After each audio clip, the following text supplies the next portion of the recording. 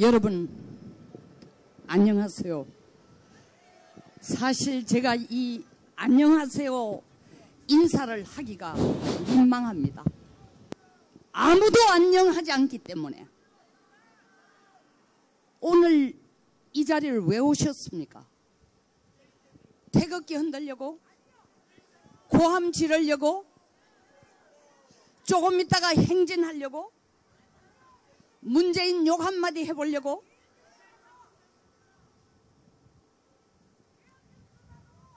다 소용없습니다. 이 세상에서 역사상 가장 위대한 혁명을 하신 분은 예수입니다.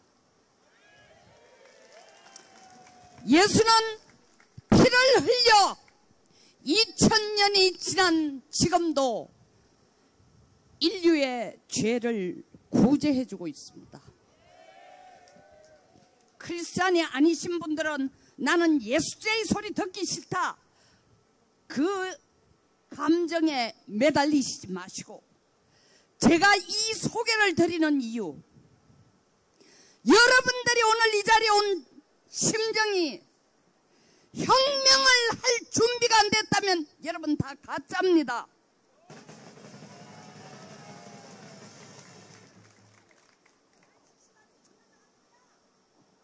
토요일마다 태극기를 흔들고, 토요일마다 담뱃값을 아끼고, 토요일마다 소주값을 아끼고, 뜨거운 햇살 아래서 여러분들이 우리가 살 수 있는 대한민국을 만들어 달라고 하루도 한 주도 빠지지 않고 목 놓아 소리쳐도, 혁명은, 피를 흘리지 않는 혁명은 감동을 줄 수도 없고 질서를 바꿀 수도 없습니다. 여러분 보십시오. 촛불혁명, 무혈혁명입니다. 세계가 자랑하는 무혈혁명이라고 우리 문 대통령이 전 세계를 돌아다닐 때마다 자랑했습니다. 그러나 그 혁명은 그 후에 더 나은 질서, 더 나은 삶, 더 나은 정신적인 성화, 더 나은 문화, 더 나은 외교를 가져온 것이 아니라 전 국민을 고통과 시련과 걱정과 두려움으로 몰아넣고 있습니다. 여러분, 이것은 혁명이 아닙니다.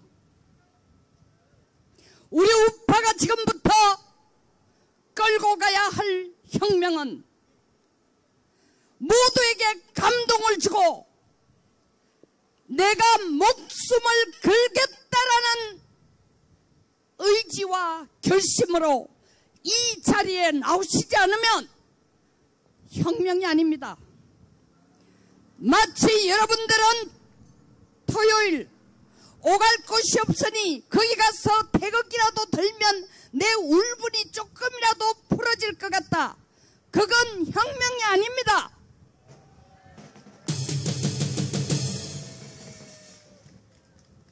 대한민국 역사상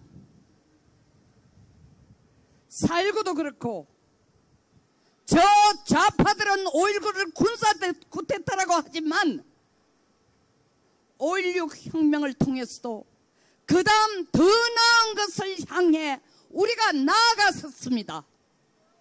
4.19 학생, 의거, 나름 역사적으로 해석이 분분하지만 분명 민주주의를 향한 발걸음이었습니다. 5.16 마찬가지 더 나은 경제 체제를 위한 발걸음이었습니다. 그것의 결과를 보십시오.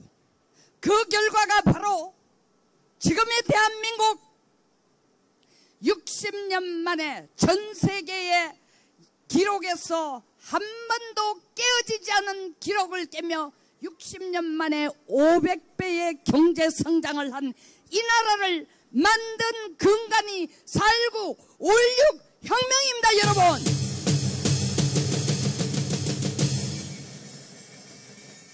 그렇다면 이제 우파가 해야 될 혁명은 무엇입니까?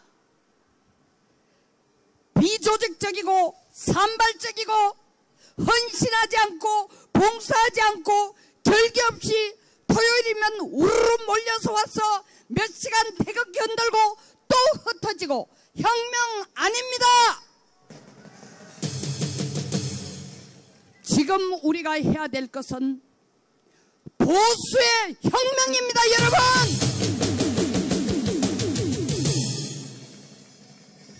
혁명은 기존의 질서와 가치를 바꾸는 겁니다.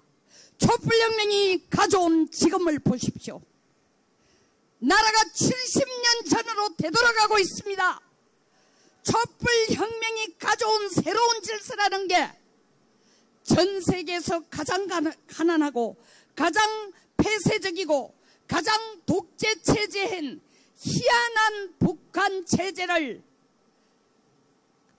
형님으로 생각하고 주군으로 생각하며 대통령이 하는 일은 그 뒤를 쫄쫄 따라다니면서 수석 대변인이라 해주는 게 지금 촛불혁명의 결실이에요, 여러분. 이런 촛불혁명을 여러분들이 난 어쩔 수 없어, 토요일날 등산이나 가자, 그 우파들 떠드는데 돈 많은 내봐야 뭐 내 때문에 나라가 바뀌겠어? 촛불이 들고 나올 때 촛불 하나가 나라를 바꾸리라고 누가 생각을 했겠습니까, 여러분? 대한민국 헌법에 보장된 가치는 자유시장경제와 자유민주주의를 지켜가는 것이 우리 재헌국회 이후 이승만 대통령께서 이 나라를 건국한 국가의 정체성인 동시에 건국의 이념입니다. 그런데 이 정부가 지금 하고 있는 것이 자유시장경제 없애. 여러분, 내년 총선에서 연동형 비례대표제가 통과돼서 민주당, 평화당, 정의당이 합쳐 180석이 넘으면 첫 번째 하는 일이 개헌입니다. 개헌 나하고 무슨 관계 있어? 관계 있습니다. 부동산법보다 더 큰 관계가 있습니다. 여러분, 부동산법 정말 우리 생활에 뼛속 깊이 관련된 일입니다. 그러나 그보다 더 큰 관계가 있습니다. 왜? 이 정부가 시도하는 개헌은 재헌국회 이외의 모든 헌법 개헌은 정치 체제를 가지고 싸웠습니다.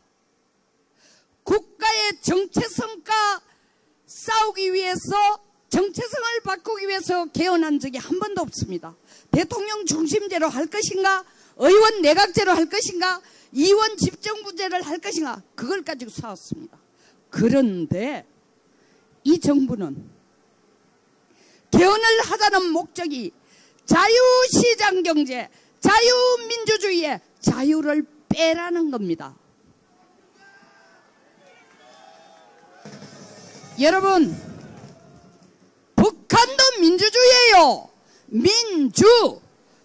국민이 주인이 되는 거예요. 북한도 투표합니다. 사전에 다 조정해놓고 거수기만 하지만 투표합니다. 중국 공산당 역시 민주주의입니다. 중화인민민주주의. 똑같이 투표합니다. 그런데 우리가 자유를 없애면 자유를 가지고 투표를 할 수 없습니다. 왜 주사파가 그걸 주장할까요? 김일성 주체사상 자체가 인간은 다 똑같아야 돼. 똑같은 집에 살아야 돼. 배급받고 똑같이 똑같은 생각으로 똑같은 학력으로 살아야 돼.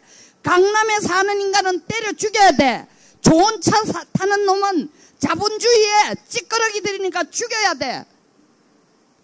이런 나라로 간단 말입니다, 여러분. 더 나아가서 어떤지 알아요? 여러분들이 나직에 일해나서 사유재산으로 있는 것이 국가재산으로 반환됩니다. 아세요? 이 나라는 그 길을 향해 가고 있습니다. 그런 와중에도 조국이나 청와대에 있는 주사파들은 자기들은 그 범위에 안 들어간다고 생각해요. 그러니까 전부 이중인격자인 겁니다. 예. 여러분, 특정한 사람 조국은 문재인 대통령의 아바타입니다.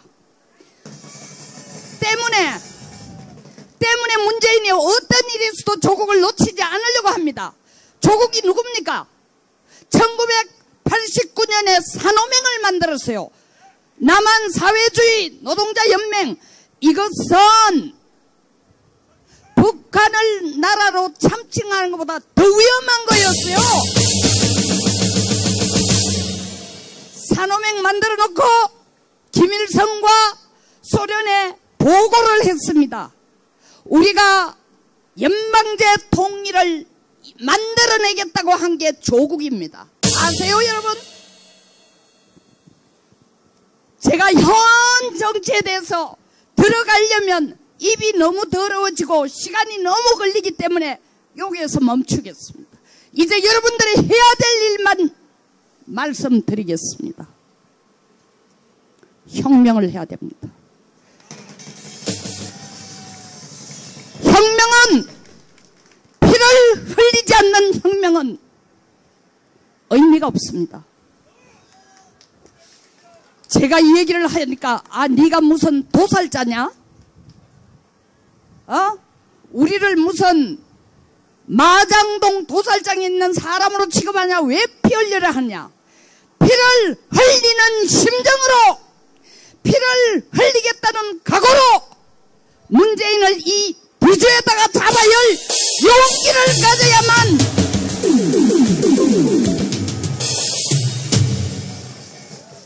그것이 혁명인 겁니다. 선택의 문제가 아닙니다. 죽느냐 사느냐의 문제입니다. 나라를 잃느냐 지키냐의 문제입니다. 자유시장 경제에 살 건지 공산 사회주의 체제에서 주는 배급 먹고 거지처럼 살 것이냐의 선택의 문제입니다. 여러분, 김정은이가 평양이, 여러분 북한 가면 평양에도 안 살려요. 사상이 좋아야 평양 살립니다. 함경도 길주 같은 데를 보낼 거요. 아니면 용강 같은 데에 진짜 정치 수용소로 보낼 거요. 그것을 조금이라도 동경한다면 이 자리에서 일어서서 나가주시기 바랍니다. 하나 됩시다. 하나 됩시다. 대한민국은 우리가 주인입니다. 헌법에 보장된 자유시장 경제와 자유민주주의 체제를 지키는, 보호하는 여러분들이 주인이 못 되면 여러분들은 책임을 방기한 겁니다. 헌법에 보장된 대한민국 국민이기를 포기하는 겁니다. 자랑스러운 대한민국의 국민으로 이 땅을 지키고 번영되게 하기 위해서 첫째 단계 할 수 있는 일입니다. 아주 간단한 일입니다. 아까 피 흘려라 해서 난 쫄아서 피 못 흘려. 피 흘리지 마십시오. 1000만 명 서명, 문재인 퇴진 1000만 명 서명이 여러분들이 피를 흘리는 것과 같은 심정으로 여기에 동참하는 겁니다. 여러분,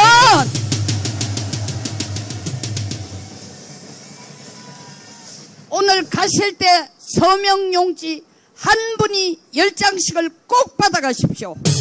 동참해 주십시오. 돈 내라는 것도 아닙니다. 여러분의 결기, 여러분의 의지, 대한민국을 지키고자 하는 애국심을 보여주는 겁니다. 감사합니다.